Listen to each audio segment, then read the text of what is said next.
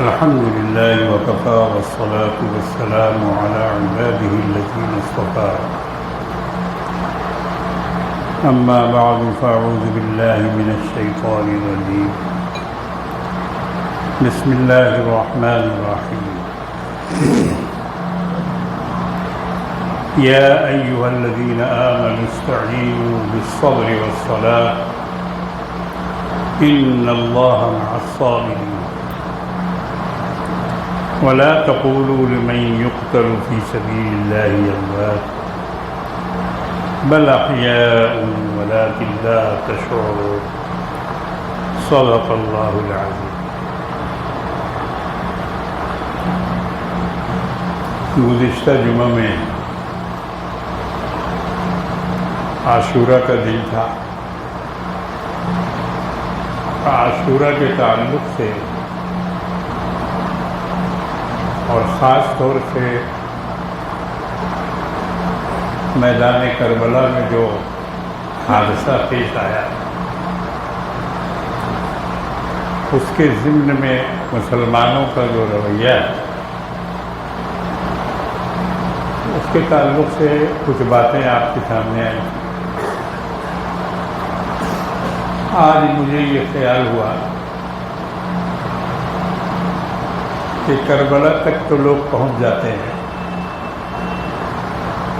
اور وہاں تک پہنچنے کے بعد بیان کے سلسلے کو بند کر دیتے، مطلب وہ کام ختم. ادھر شہادت ہو گئی، اس کے بعد واقعہ پورا ہو گیا. مگر مجھے خیال یہ پیدا ہوا کہ کچھ لوگ اس کے بعد کا بھی سننا چاہتے اور سمجھنا چاہتے. حضرت امام حسین رضی اللہ تعالی عنہ کی شہادت کے بعد پھر کیا ہوا؟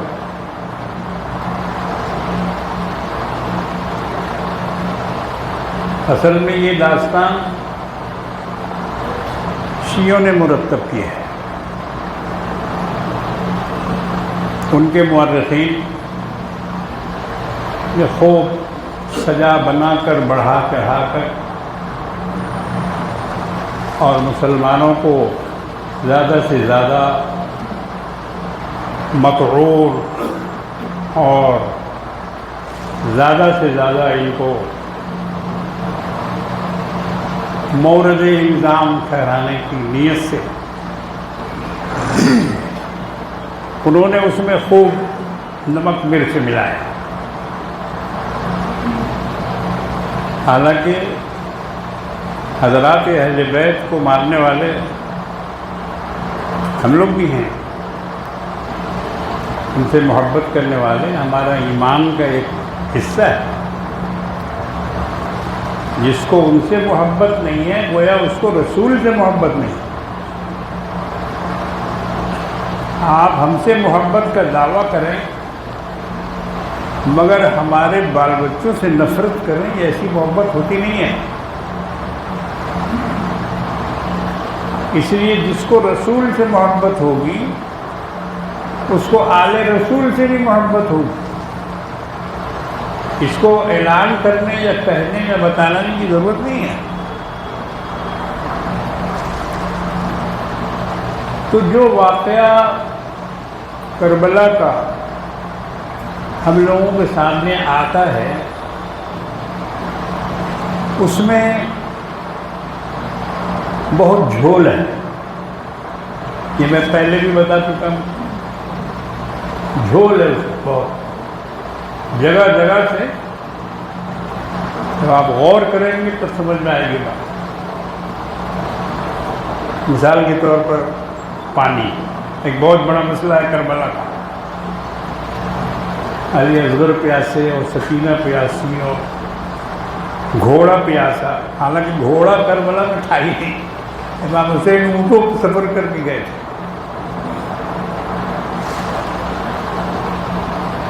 مدینہ سے ملک شام 1000 میل سے زیادہ کا فاصلہ ہے. اور ریگستان میں وہاں گھوڑے کا کوئی کام ہی نہیں، گھوڑے سے اتنے دور نہیں جا سکتا، وہ تو بس ریگستان کا جو جہاز ہے وہی جہاز چلتا ہے وہاں، یعنی اونٹ۔ تو یہ لوگ سب اونٹ پہ سوار ہو کے بیٹھے، گھوڑا کہاں تھا؟ اگر پتہ نہیں قصہ وہ نہیں کیسے گھوڑا ثابت کیا، اصل میں اس کو رسول اللہ کے گھوڑے سے ملانا تھا،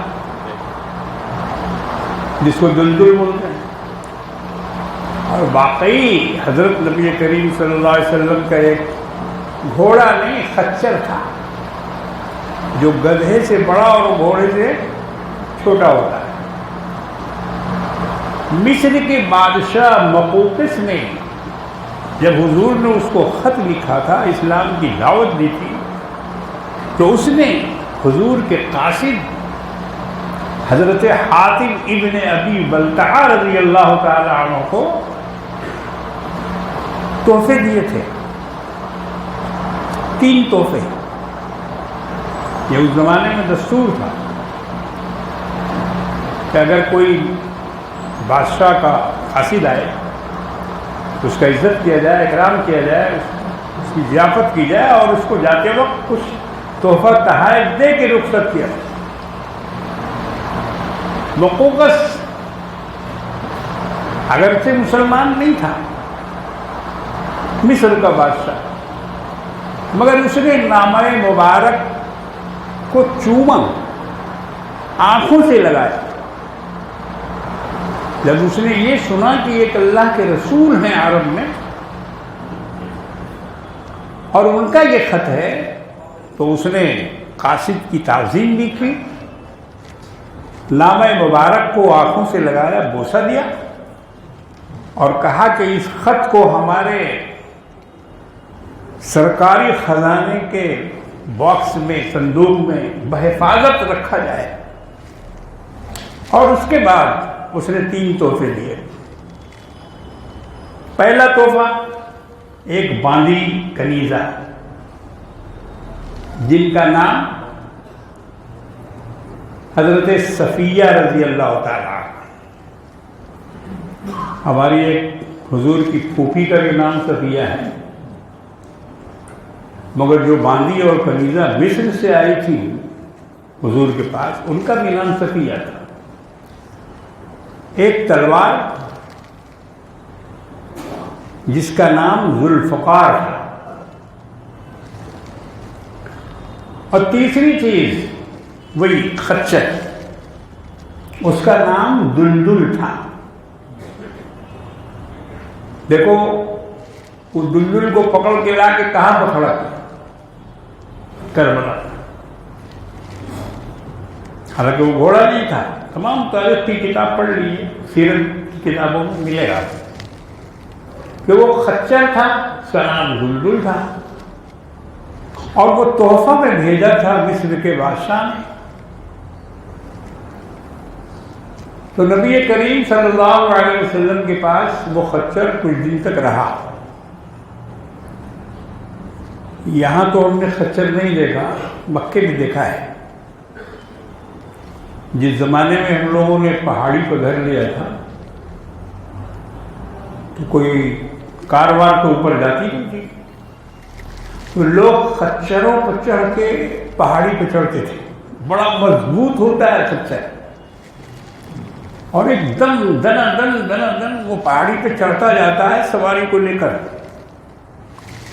وہ خچر والا دیکھا ہم نے، ابھی بھی ہوگا، اب تو رواج کم ہو گیا گھوڑے خچر کا۔ بہرحال تو میں عرض یہ کر رہا تھا کہ عجیب عجیب باتیں وہاں کے سلسلے میں لوگوں نے لکھ ڈالی، اور لوگ اس پر ٹھہرتے نہیں، سوچتے نہیں، غور نہیں کرتے، اور جب غور نہیں کرتے ہیں تو وہیں سے غلط فہمی کا شکار ہوتے ہیں۔ پانی ایک بہت بڑا مسئلہ کربلا، اس میں آپ پڑھیں گے تو ہر طرف پیاس پیاس پیاس، مگر کتابوں کے مطالعے میں پتہ چلتا ہے کہ جیسی پیاس کا تذکرہ ذاکرین کرتے ہیں وہ بات نہیں تھی وہاں، بلکہ خود شیعہ مورخین نے لکھا ہے. قاضی ملا شوستری نے اپنی کتاب جلاء العیون میں لکھا ہے، جو ان کی بڑی معتبر کتاب ہے، اس کا اردو ترجمہ بھی ہو چکا ہے. اس میں لکھا ہے کہ جب پانی کی کمی ہوئی خیمہ میں اور لوگ پریشان ہونے لگے پینے کے لیے، نہانے کے لیے، وضو کرنے کے لیے، ظاہر ہے کہ پانی انسان کی بنیادی چیز ہے، ضرورت. جلاء العیون میں لکھا ہے کہ حضرت نے ایک کدال اٹھائی،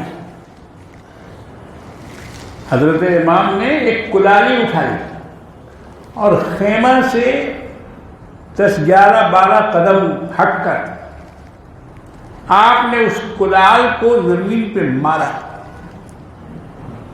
وہ فارسی کے جملے ہیں، اگر میں پڑھوں گا تو وقت نہیں ملے گا، دیر ہو جائے گی.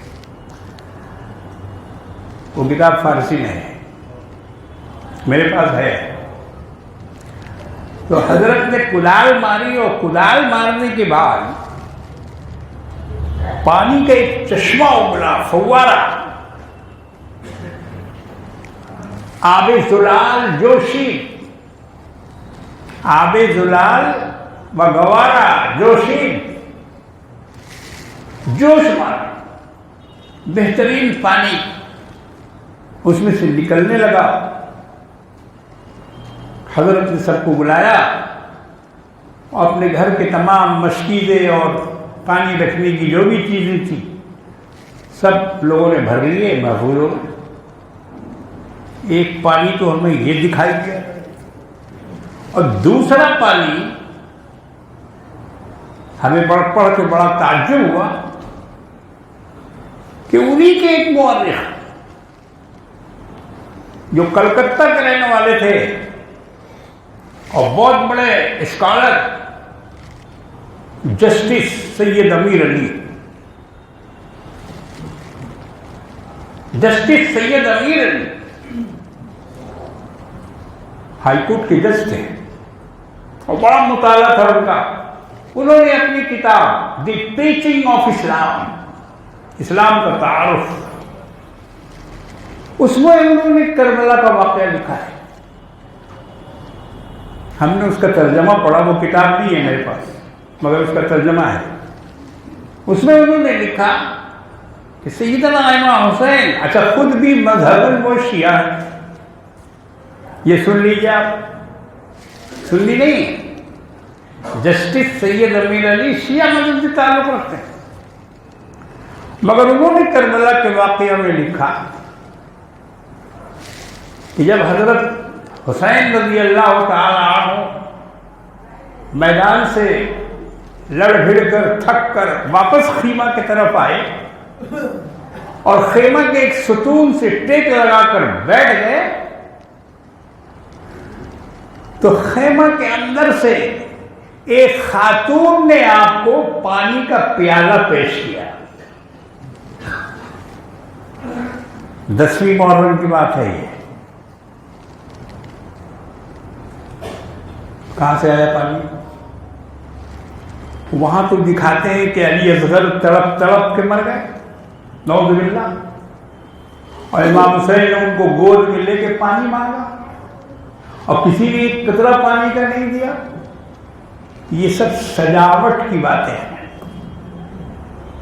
اب یقین آیا میں جو کہتا ہوں کہ یہ سب بنائی ہوئی باتیں. میں اس پر مباحثہ کے لیے تیار ہوں، کوئی آئے مجھ کو سمجھائیں، یا تو اپنے مورخ کو غلط کرے قرار دے اور یا پھر واقعہ کو غلط قرار دے،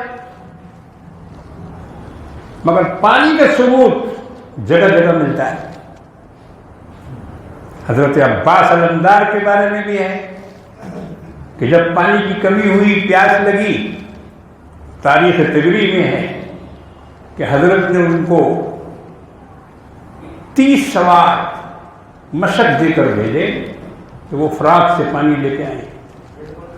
حضرت عباس گئے اور جا کر 30 مشق بھر کر پانی لے آئے. تو میں نے جب اس کو کھنگالا تو جگہ جگہ پانی ملا. اب ہم کیسے کہیں؟ ہمارا تو منہ ان تاریخوں نے بند کر دیا. مگر بہرحال اس میں کاٹ پیٹ کی گئی ہے رونے رلانے کی خاطر. یہ سمجھ لیجیے آپ. آج بھی جو ذاکرین اور شاکرین ہیں اور جو محرم کی مجلسیں کرتے ہیں، ان کا مقصد ہوتا ہے کہ لوگوں میں زیادہ سے زیادہ غم پیدا کرنا، اور بڑائی ہوئی بات بولتے ہیں. وہ فلاں نے یہ کہا، فلاں نے یہ کہا، اس کے بعد اس نے جواب دیا، اس کے بعد اس نے. تم تھے وہاں کمنٹری کرنے کی؟ تم نے سنا یا کسی سننے والے نے تم کو بتلایا؟ کون تھا؟ کون تھا؟ وہ تو ایسا بیان کرتے ہیں کہ جیسے کرکٹ کی کمنٹری والا کرکٹ کا بیان کرتا ہے کہ اب گیند اس کے پاس ہے اور وہ دوڑا اور وہ گیا، وہ مارا اور وہ کیا. کمنٹری بیان کرتے ہیں کربلا کی. اور کسی جنگ کی کمنٹری نہیں ہے اسلام میں. بڑی بڑی جنگیں ہوئی جن کے سامنے کربلا کچھ بھی نہیں ہے. یاد رکھیے گا، ان واقعات کو زیادہ بڑھا چڑھا کے پیش کرنے کا مطلب یہ ہے کہ جو اسلام کی بنیادی لڑائیاں ہیں اور جن لڑائیوں سے اسلام کی بنیاد پڑی، بنیاد مضبوط ہوئی، حکومت اسلامیہ قائم ہوئی، اس کی جڑیں مضبوط ہوئی، اس کو بالکل پردے کے اندر ڈال دیا جائے، اس کو چھپا دیا. چنانچہ وہ اپنے مقصد میں کامیاب ہو گئے. آج کربلا کو بچہ بچہ جانتا ہے لیکن احد کو کوئی نہیں جانتا. جنگ حنین کو کوئی نہیں جانتا. جنگ حنین مدینے سے بہت دور مقام پر لڑی گئی اور یہ آخری جنگ ہے، آخری غزوہ ہے جناب محمد رسول اللہ صلی اللہ تعالی علیہ وسلم کا. ایک تو سب سے آخر میں تبوک ہوا، مگر تبوک میں لڑائی نہیں ہوئی. تبوک میں لڑائی نہیں ہوئی. گئے وہاں، تبوک پہنچے، نبی کریم صلی اللہ علیہ وسلم مدینے سے 13,000 میل کے فاصلے پر، اور بالکل سخت گرمی کے زمانے میں، دھوپ اور تپش، قحط کا زمانہ، بڑی مشکل سے لوگ تیار ہوئے تھے جانے کے لیے. منافقین نے تو انکار ہی کر دیا تھا. انہوں نے کہا نہیں، یہ اتنی گرمی میں ہم لوگ نہیں جائیں گے، اتنی گرمی میں نہیں جائیں گے. قرآن میں اس کا تذکرہ ہے. تو تبوک میں کوئی لڑائی نہیں ہوئی. سخت مسئلہ تھا، وہ معاملہ تھا، بھوک کا، پیاس کا، دوری کا، سفر کا. لیکن وہ لوگ اسلامی لشکر کو لے کر بھاگ گئے، مقابلہ نہیں کیا. لیکن حنین میں، جنگ حنین میں بڑی سخت لڑائی ہوئی، اور ایسی لڑائی ہوئی کہ مسلمانوں کو بھاگنا پڑا. وہاں سے بھاگنا پڑا. میدان میں صرف حضرت عباس اور حضور کے ایک اور چچیرے بھائی سفیان بن عبد المطلب کے بیٹے حارث، یہ 2-3 حضرات حضور کے پاس رہ گئے. اور ایسی بدحواسی ہوئی کہ کسی کو حضور کو بھی خیال نہیں رہا. تھوڑی دیر کے لیے اللہ کے رسول نے جب دیکھا کہ یہ لوگ بدحواس ہو گئے ہیں اور یہاں سے الگ ہو گئے ہیں، ہٹ گئے ہیں، اکیلے کمان آپ نے سنبھالی. سنو اس کو، یہ ہے کربلا سے بھی بہت اوپر کی بات ہے. وہ تو ان کے نواسے مگر یہ ان کے نانا ہیں. یہ دین کے سرپرست ہیں.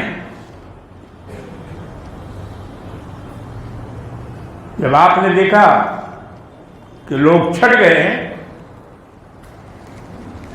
آپ ایک خچر پر سوار ہو.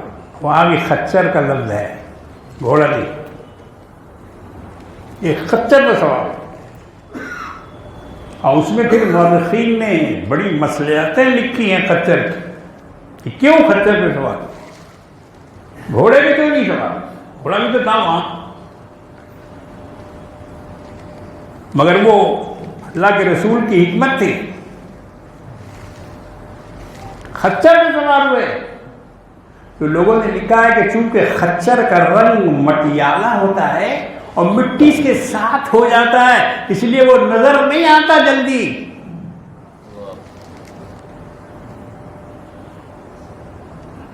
آج کل کے فوج لڑنے والے یا تو خاکی کپڑا ہوتا ہے یا پھر ہرا کپڑا ہوتا ہے، اور آج کل صرف ہرا نہیں ہے، اس میں پتا بھی ہے. اس میں پتا بھی بنا ہوا ہے. یہ کس لیے ہے؟ کہیں بھی چھپ کے رہے گا فوجی، درختوں میں مل جائے گا، اوپر سے، ہیلی کاپٹر سے، جہاز سے وہ فوجی نظر نہیں آئے گا، وہ درختوں کے ساتھ مل جائے گا. تو اسی طرح خچر، اس کا رنگ مٹیالہ ہوتا ہے، مٹی کے جیسا. اس لیے آپ نے خچر کا استعمال کیا تاکہ دشمن کی نگاہ سے بچے رہے. اور گھوڑا بہت تیز رفتار ہوتا ہے، تو گھوڑے میں یہ خطرہ تھا کہ وہ تیز رفتاری سے دوڑ کر دشمن کے لشکر میں چلا جائے گا. تو آپ کو تو لشکر میں جانا نہیں تھا، آپ کو دنیا والے کو دکھانا تھا اپنے آپ کو کہ دیکھو میں آ رہا ہوں. صحابہ نے بھی دیکھا کہ حضور جا رہے ہیں، اور دشمنوں نے بھی دیکھا کہ آ رہے ہیں. تو وہاں تیز رفتاری دکھانی نہیں تھی. حضرت سیدنا عباس ابن مطلب جو حضور کے چچا تھے، اور آپ کے چچیرے بھائی حارث بن ابو سفیان، ان دونوں نے آواز دی، یا رسول اللہ کہاں جا رہے ہیں؟ کدھر جا رہے ہیں آپ؟ لشکر کفار کی طرف اکیلے؟ تو حضور نے ان کو جواب دیا کہ مجھے چھوڑ، مجھے جانے دو. یا تو خدا کا یہ دین پھیل کے رہے گا یا محمد اس میں اپنی جان دے دے گا. یہ ہے قربانی، اکیلے تنے تنہا. نبی کریم صلی اللہ علیہ وسلم نے ارادہ کیا کہ میں دشمنوں میں جا کے گھسوں گا، کوئی مت دے میرا ساتھ، کوئی نہ آئے میرے ساتھ، کوئی نہ کرے میری مدد، میں اکیلا کافی ہوں. میں خدا کے دین کو پھیلاؤں گا، میں خدا کے دین کے دشمنوں سے لڑوں گا، چاہے اس میں میری جان ہی کیوں نہ چلی جائے. ایک طرف سے لگام ابو سفیان کھینچ رہے ہیں، دوسری طرف سے لگام حضرت عباس ابن عبد المطلب کھینچ رہے ہیں، ٹھہر جائیے، رک جائیے، مت جائیے. مگر حضور کو ایسا جوش تھا، ایسا جذبہ تھا کہ آپ فرما رہے تھے کہ چھوڑو مجھے، میں کوئی ایسا ویسا نہیں ہوں. انا ابن عبد المطلب، انا نبی لا کذب، میں عبداللہ عبد المطلب کا پوتا ہوں. میں ایسا نبی ہوں کہ جس کو جھٹلایا نہیں جا سکتا. انا ابن عبد المطلب، یہ رجت پڑھتے جا رہے تھے، انا نبی لا کذب، میں وہ نبی ہوں جسے کوئی جھٹلا نہیں سکتا. میرا حسب و نسب ہے، میں بے نسب آدمی نہیں ہوں، میں ادھر ادھر کا نہیں ہوں. میں ایسا نہیں ہوں کہ جس کے باپ دادے کا کچھ پتہ نہ ہو، جس کی حسب نسب کا کوئی مسئلہ نہ ہو، میں عبد المطلب کا بیٹا ہوں، پوتا ہوں، اور اس کے ساتھ ساتھ میں کوئی ایسا ویسا نہیں ہوں، میں نبی ہوں، ایسا نبی کہ جس کو جھٹلانا ممکن نہیں ہے، نہ اس وقت ممکن تھا نہ آج ممکن ہے، قیامت تک ممکن نہیں رہے گا۔ رسول کی رسالت کو، رسول کی نبوت کو کوئی نہیں جھٹلا سکتا۔ یہ اعلان کیا آپ نے جنگ حنین کے موقع پر۔ میرے بزرگوں اور دوستوں، آج یہ جنگ مسلمانوں کو یاد ہے؟ ہمارے بچے اس کو جانتے ہیں؟ یہ پروپیگنڈا ہے۔ کربلا کو سامنے رکھ کر ڈھول کے ذریعے، تاشے کے ذریعے، تازیہ کے ذریعے، تماشے کے ذریعے، خرافات کے ذریعے، اچھل کود کے ذریعے سب سے اوپر کر دیا، اور باقی کو تمام کو نگاہوں سے غائب کر دیا۔ نہ کوئی مولوی بیان کرتا ہے، نہ کوئی مولانا بیان کرتا ہے، نہ کوئی واعظ بیان کرتا ہے۔ جی شہادت کا جلسہ کیجیے تو آ کے بیٹھیں گے اور کربلا سے شروع کریں۔ اس سے پہلے کیا ہوا بھائی؟ کربلا سے پہلے بھی کچھ ہوا یا کچھ نہیں تھا؟ کچھ نہیں تھا۔ یہ کربلا ہوا کیسے؟ اس کی جڑ پکڑو، اس کا سرا ڈھونڈو، پہلے دیکھو کہ اسلام کے لیے لوگوں نے کیسی کیسی قربانیاں دی ہیں۔ سیدنا امیر حمزہ رضی اللہ تعالیٰ، ان کو اللہ کے رسول نے سید الشہداء قرار دیا، تمام شہیدوں کا سردار۔ آج بعض لوگوں نے یہ لقب چوری کر لیا اور سیدنا امام حسین کے لیے استعمال کرنے لگ گئے، بڑے بڑے بینروں میں لکھنے لگ گئے، مگر یہ چوری ہے۔ حضور نے اپنے چچا کو یہ لقب دیا تھا، اور یہ سرکاری خطاب ہے، یاد رکھو، سرکاری خطاب تو کوئی چھین نہیں سکتا۔ لاکھ لکھ لے، پڑھ لے، بینر بنا لے یا جو بھی کر لے، مگر سرکاری خطاب جو ہے حضور نے اپنے چچا کو دیا۔ کون چچا؟ وہ پیارے چچا جو آپ کے رضاعی بھائی بھی تھے، دوسرے شریک بھائی بھی تھے، سیدنا امیر حمزہ رضی اللہ تعالیٰ عنہ، جس کو حضور نے فرمایا اسد اللہ و اسد رسولی، خدا کا شیر اور خدا کے رسول کا شیر۔ ہر جمعہ میں خطیب اس کو پڑھتا ہے۔ آپ کو ایک بات چلتے چلتے بول رہا ہوں، خطبہ میں 4 خلفاء کا نام لیا جاتا ہے۔ بعض لوگ اس کو کہتے ہیں کہ بدعت ہے، مگر وہ اس کی تہ تک نہیں پہنچتے، حالانکہ بدعت نہیں ہے۔ ابو بکر، عمر، عثمان، علی، فاطمہ، حسن، حسین، حمزہ، عباس، ان کا ذکر ہمارے یہاں خطبوں میں کیا جاتا ہے۔ اہل سنت والجماعت کی بات کر رہا ہوں۔ کیوں کیا جاتا ہے؟ اس لیے کہ یہ ہمارے اکابر ہیں، ہمارے دین کے ستارے ہیں،